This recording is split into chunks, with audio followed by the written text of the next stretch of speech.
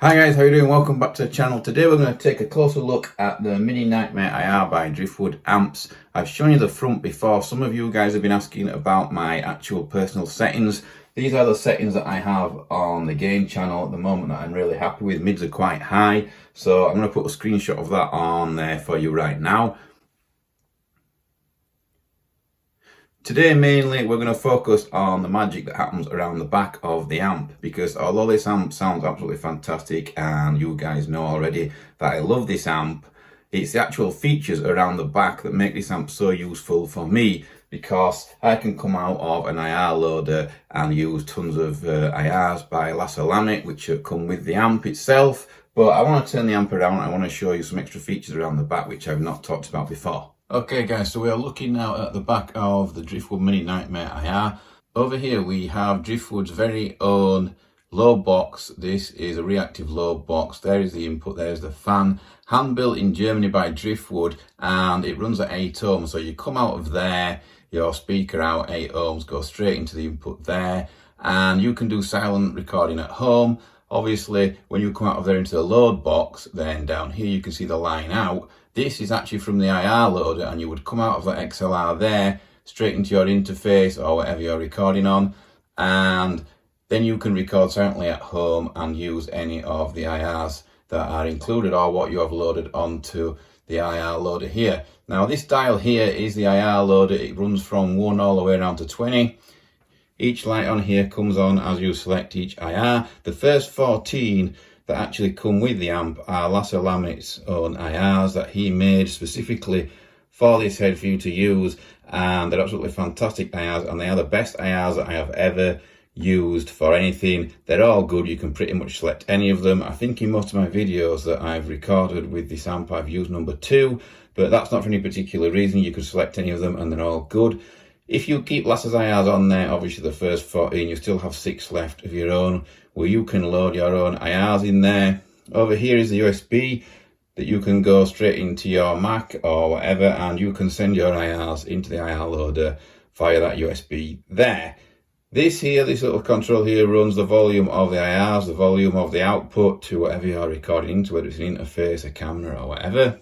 I'm going to show you in a minute all the IRs, and I'm going to go straight from this XLR straight into a phone, which you are looking at now, and I'm going to run through all the IRs that you get included with this amp.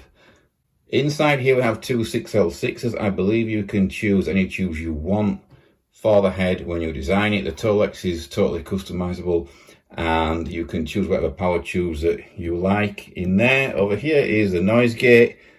This is a switch that turns it on or off.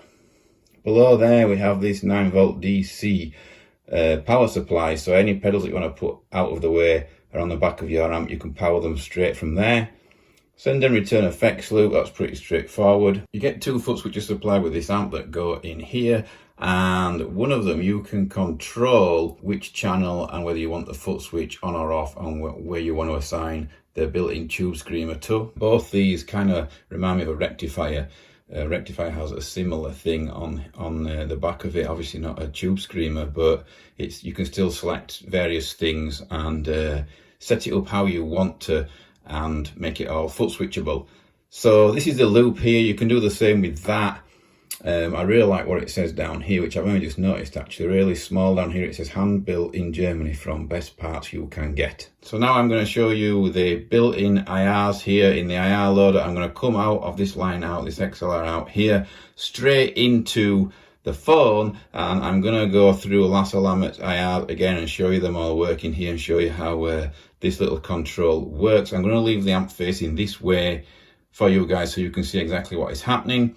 I'm going to use a Wolfgang standard with bare knuckle pickups. Another thing that's important to mention is that in the room I will be listening to my playing and what I'm doing through this Zilla 212 Fatboy cab here in blue snakeskin. This is a custom cab made for me by the guys at Zilla.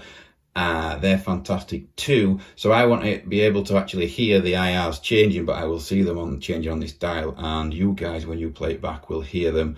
And this will be good for me as well, because when I go through all the IRs, I'll be able to choose which ones are my favourite and use them in future videos. So huge thanks to Driftwood Amps for letting me hang on to this amp.